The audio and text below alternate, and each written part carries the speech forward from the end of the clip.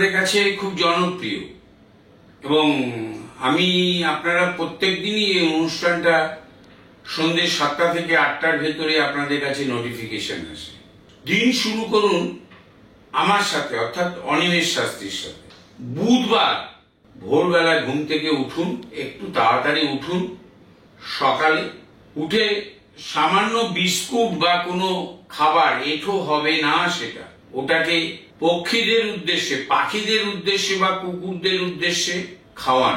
এটা প্রত্যেক দিন করতে পারেন, আগেও আমি বলেছি এটা প্রত্যেক দিন করতে পারেন। এখন বিস্কিটের দাম অনেক কম, ছোট ছোট প্যাকেটের বিস্কিট অনেক কম দামে পাওয়া যায়, কিনে রাখুন, পাখি বা কুকুরদের উদ্দেশ্যে প্রদান করুন, বৃহৎ বৃহৎ ফল প্রাপ্তি হবে।